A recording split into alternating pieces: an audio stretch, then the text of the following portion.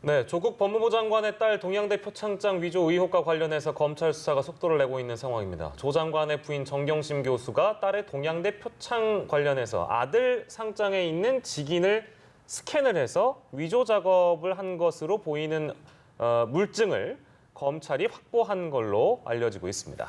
한편 박근혜 전 대통령이 어제 약 3시간에 걸친 어깨 수술을 받고 회복 중인데요. 자세한 내용은 전지현 변호사와 함께 짚어보도록 하겠습니다. 어서 오십시오. 안녕하세요. 예, 공소장이 공개가 됐습니다. 전 변호사께서는 당연히 보셨을 텐데. 네. 그러니까 처음에 이제 이 공소장이 나왔던 거는 청문회 들어간 날, 네. 그죠? 마감하는 날? 예, 6일 날. 그때 이게 이제 변경이 된 공소장이 지금 공개가 된 건가요? 그러면 어떻게 된 건가요? 아니 6일 날 이제 기소가 됐고 그때 기소된 공소장의 내용이 어제 이제 공개가 된 거예요. 그때랑 지금이랑 그럼 내용이 같은 겁니까? 그러니까 아직 공소장이 변경됐다는 건 그런 건 없어요? 없었는데 공소장에는 이 위조 일자를 2012년 9월 7일로 특정을 했는데 예. 지금 나오는 발표에 따르면은 정경심 교수의 PC에서 발견된 완성된 파일은 예. 2013년에 작성한 걸로 돼 있다 그래서 예. 2013년에 위조를 하면서 날짜를 2012년 9월 7일로 특정한 게 아니냐 예. 지금 이렇게 얘기가 나오고 있는 거죠. 알겠습니다. 그러면은 일단은 위조로 판단하는 어떤 결정적인 근거나 이런 것도 지금 검찰이 얘기하는 거 보니까 객관적 자료를 다수 확보했고 참고할 만한 자료도 많이 확보했다고 지금 일단 전해지고는 있는 것 같아요. 예, 이게 처음에 이제 동양대 총장이 얘기하기를 예. 봉사 기간이 2010년부터 12년으로 돼 있는데 예. 정경심 교수가 학교에 온 건 2011년이다. 네네. 말이 안 돼서 도와줄 수가 없었다 그랬잖아요. 네네. 근데 그 이후로 이제 정경심 교수의 PC에서 물증이 나왔는데 그게 예. 뭐냐면은 하나는 아들이 2013년에 실제로 이 친구는 동양대에서 표창장을 진짜 받았다 그래요. 아들은요? 예, 받았던 그 상장의 스캔 파일이고 예. 하나는 그 상장에서 총장 날인 부분 있죠. 요것만 이렇게 잘라가지고 오려 붙인 그 그림 파일이고 예. 또 하나는 딸 표창장 내용을 한글로 친 한글 파일 3개가 이렇게 발견됐다는 거거든요. 예. 그러니까 검찰에서는 표창장 내용을 한글로 쳐서 예. 그 아들의 표창장에 있는 그 직인 날인 부분만 이렇게 떠다가 예. 붙인 게 아닌가 포토샷으로 지금 그렇게 보고 있는 것으로 보이는데 예. 실제로 아들 표창장에 그 찍힌 날인 있죠. 네네네. 그거하고 딸 그다음에 표창장에 있는 거하고 위치랑 각도가 똑같다는 얘기가 지금 나오고 있습니다. 보통 이렇게 날인을 하다 보면은 예. 위치가 이렇게 좀 바뀔 수도 있고 문대질 수도 있는데 예. 각도랑 위치가 지금 똑같다는 겁니다. 그래서 예. 검찰에서는 다수의 물증을 확보하고 있다 이렇게 얘기를 하고 있다고 합니다. 조금 제가 이게 어려워가지고요. 쉽게 다시 한번 바꿔서 질문을 드리면 이게 박지원 의원이 그때 청문회 당시에 공개했던 조 장관 딸의 어떤 그 표창장을 자신이 확보했다고 이제 언론에 대대적으로 보도가 된 내용이 있잖아요. 근데 그때 이제 그 직인이라는 걸 보면 실제 이렇게 사람이 눌러서 찍은 것처럼 보이는, 그러니까 그거는 이제 보는 사람의 해석에 따라 좀 다를 수 있는 것 같습니다. 근데 지금 이제 검찰에서 나오는 그 부분은 스캔을 해서 그걸 그대로 입혔다라는 얘기잖아요.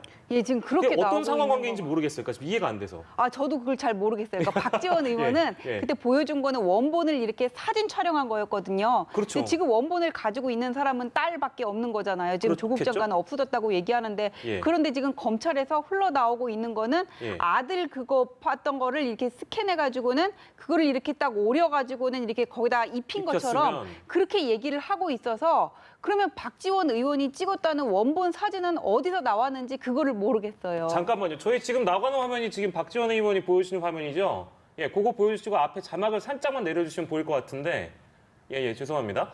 보여주시면 좋을 것 같은데, 이게 안 보이나요?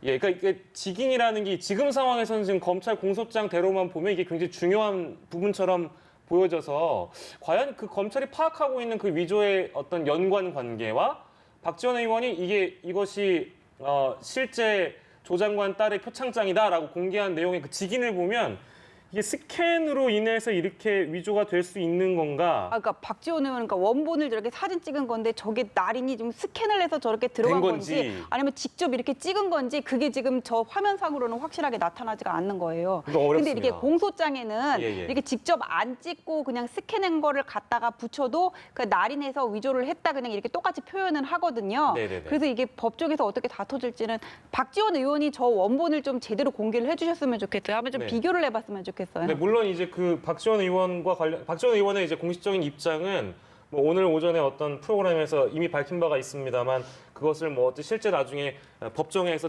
증인으로 나선다든지 그것은 본인이 어렵다라는 표현을 이미 입장을 밝혔기 때문에 그 부분은 저희가 여기까지 정리를 하도록 하고 시기에 대한 부분은 아까 좀 짚어주셨잖아요. 근데 완성본 파일이 이제 표창장에 적힌 게 2012년 9월이 아니고 의학전문대학원 입시 준비할 때 2013년으로 지금 나오고 있습니다. 네, 그러니까 완성본 파일이 저장된 시기는 2013년으로 지금 나온다는 거거든요. 그 그쵸. PC를 분석을 해보니까. 예. 근데 2013년은 이 친구가 대학교 4학년 때라 그래요. 예, 예. 그때 이제 서울대 의전원에 원서를 냈다고 하거든요. 네. 그래서 서울대 의전원에 내기 위해서 이걸 위조를 한 게 아니냐 지금 그렇게 얘기가 나오고 있는데 네네네. 어쨌거나 그 표창장에 찍힌 날짜는 2012년 9월 7일로 돼 있어서 검찰이 이제 공소시효 만료된다 해가지고 그때 왜 청문회 밤 예. 끝날 때쯤 밤 다 돼가지고 기소를 했다고 발표가 난 거예요. 예. 알겠습니다.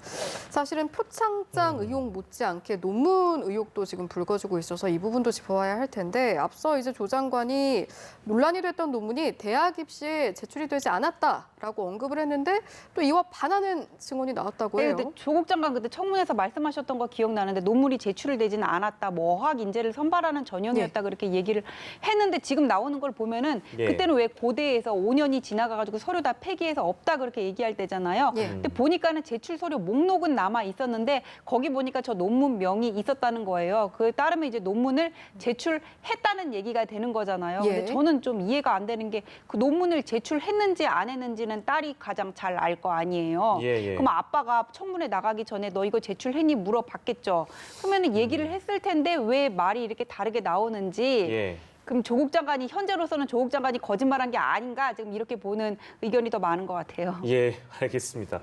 참 많은 의혹들이 이제 언론 보도로 나오고 있고 또 검찰이 이야기하는 것들 이게 사실은 저희가 앞서서 잠깐 다룬 내용 중에는 피의 사실 공표에 대한 부분은 오늘 저희가 뭐 이제 이 얘기를 많이 하진 않겠습니다만 언론의 보도 또 검찰의 어떤 정보 이런 것들이 많이 뒤섞여 있어서 얘기하는 저희도 조금 혼란스러운 부분들이 없잖아 있다는 점 시청자 여러분께 좀 양해 말씀 구하고요.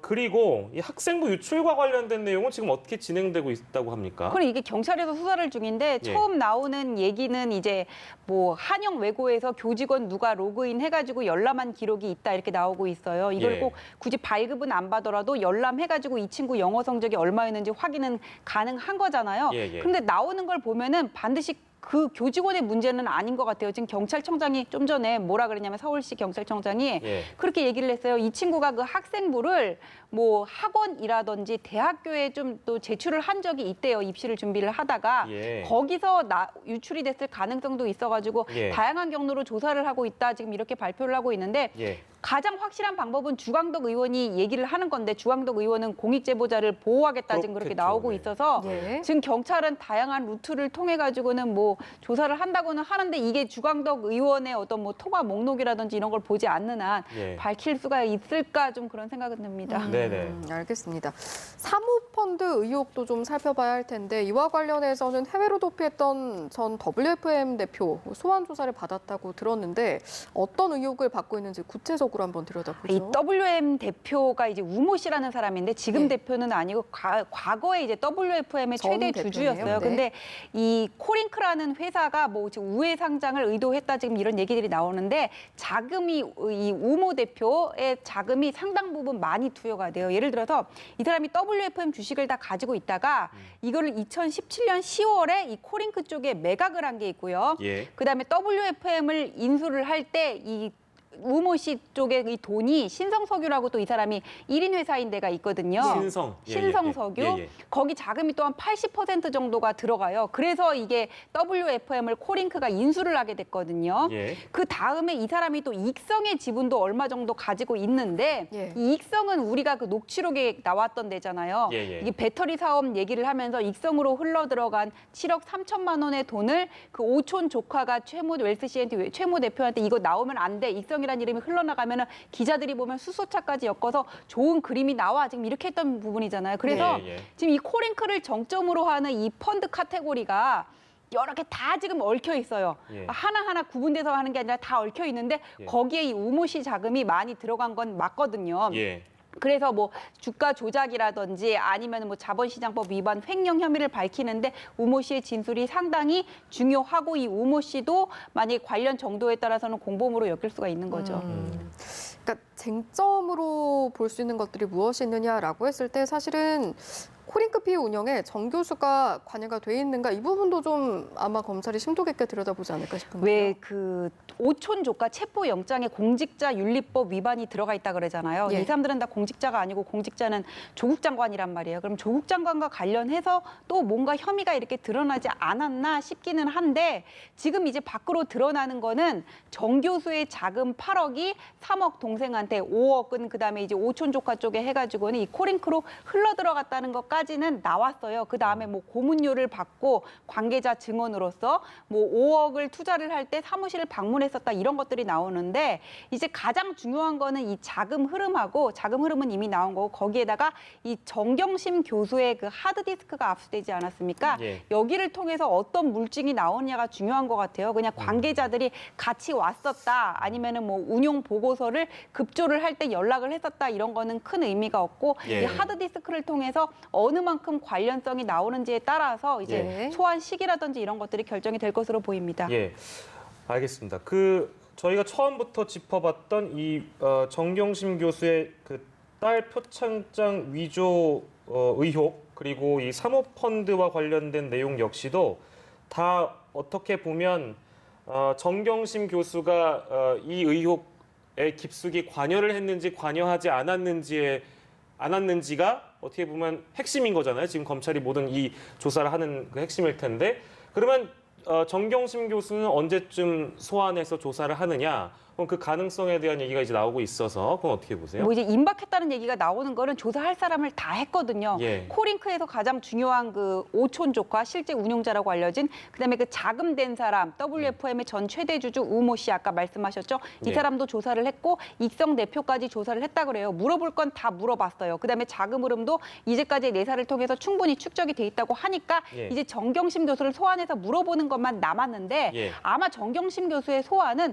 모든 증거가 갖춰지고 확인하는 절차로 아마 소환할 가능성이 큰데 예. 제가 볼 때는 그 하드디스크 압수한 거 있잖아요. 이미 제출 받은 거. 예. 그 한투증권한테 직원한테 예. 그거 분석 작업이 끝나는 대로 소환은 이루어질 것으로 보이는데 이번 주가 될 수도 있어요. 그런데 예. 지금 이분이 병원에 입원 중이라고 하시잖아요. 예. 그래가지고는 일단은 그 일정 조율은 있어야 되겠죠. 예. 사실은 이제 이런 일련의 상황들에 대해서 정경심 교수도 입장을 밝혔다고 들었고 SNS를 통해 좀 그 내용을 볼 수가 있었다고 들었습니다. 어떤 내용이죠? 오늘 오후에 이제 정경심 교수가 SNS에다 글을 올렸는데 추측과 사실이 난무해가지고는 너무 이렇게 오해를 받고 있다 억울한 심정을 지금 토로를 했어요. 그러면서 진실은 재판 과정에서 확인될 것 이렇게 얘기를 했고 예. 거기다가 이제 겸직 허가서를 하나 공개를 했는데 그 내용은 뭐냐면은 정경심 교수가 왜 WFM의 고문 역을 하면서 예. 2018년 12월부터 최근까지 1,400만 원을 받았다는 보도가 있었잖아요. 근데 예. 거기에 동양대 어떤 내부 규정에 따르면은 산학협력단에 신고를 하고 협약의 결과를 보고를 하고 자문료가 500만 원이 넘을 때는 뭐 15%를 학교에 내야 된다고 한대요. 근데 그런 거를 받지 않았다 이런 보도가 나갔는데 정경심 교수는 여기에 대해서 부인을 하면서 이거 봐라 내가 계약 당시 인사팀한테서 받은 겸직 허가서다 하면서 그거를 공개했습니다. 예. 저희가 이제 짧은 시간에 현재까지 있었던 이 검찰 조사의 진행 과정과 불거졌던 여러 의혹들에 대해서 좀 얘기를 나눠봤는데요. 가정을 해서 또 저희가 질문을 정 변호사께 드릴 수밖에 없고 또 의혹들에 대해서 이제 부분 좀 짚어봤는데 아무튼 검찰 수사 과정을 저희가 좀 지켜봐야 되는 측면이 없지 않아 있습니다. 화제를 바꾸겠습니다. 박근혜 전 대통령 어제 이제 수술을 받았습니다. 수술 결과가 어떻다고 혹시 전해집니까?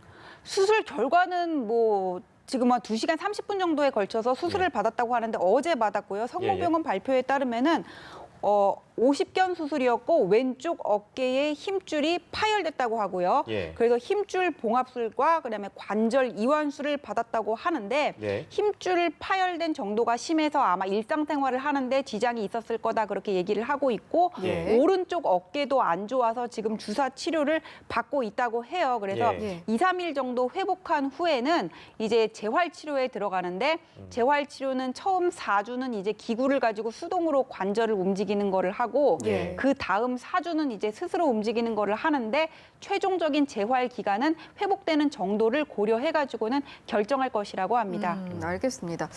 들어보니까 박 전 대통령이 VIP 병동에 입원했다고 지금 계속해서 전해지고 있는데 이 입원 기준이 따로 있는지도 궁금하고 또 비용이 굉장히 상당할 것 같아서 지불은 좀 어떻게 이루어지는 건지도 살펴봐야 될 것 같아요. 여기가 하루에 300만 원 정도 한다 그래요. 그래요? 근데 이렇게 VIP실, 1인실 그런 입원 기준은 따로 없고 예. 이제 자기가 택할 수가 있는 거고요. 근데 전직 대통령이다 보니까는 일반 다른 환자들이랑 같은 병실에 있기는 어려운 문제가 또 고려돼서 이제 본인이 이거는 선택을 한 것 같아요. 예. 그다음에 입원 기간은 좀 더 길어질 수 있는 게 뭐냐면은 이게 외부 진료는 그 장소만 바꿔가지고는 구금 상태가 계속되는 건 마찬가지거든요. 예. 병실에 있다 뿐이지 내가 마음대로 나다닐 수는 없어요. 그런데 일반 환자들 같은 경우에는 재활 치료 받을 때 구치소에서 통원 치료도 가능할 수가 있겠지만 박근혜 전 대통령 같은 경우에는 전직 대통령 예우법에 따라서 탄핵은 받았지만은 경호는 살아 있거든요. 예. 그때마다 이제 경호 인력이 계속 이렇게 대동을 해야 되는 거 아니에요. 예. 그런 불편 때문에 입원 기간은 좀 더 늘어나는 걸로 보고요. 그다음에 예. 그 입원비 300만 원은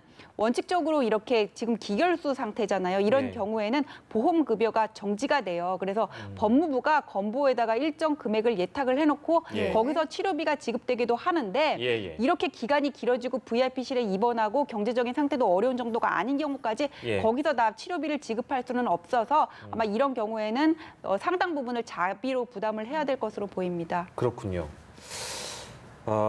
마지막으로 짧게 이게 특혜다, 특혜냐 아니냐라는 뭐 지적이 있어서요. 그건 어떻게 보세요?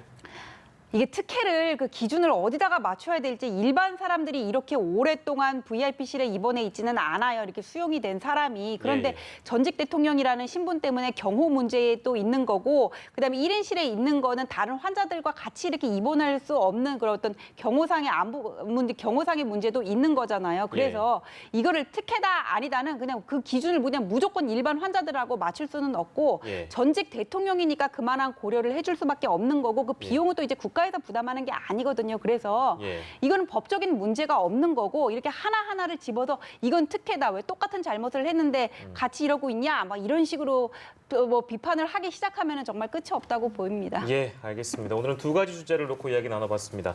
전지현 변호사와 오늘 이 시간 함께했습니다. 고맙습니다. 고맙습니다.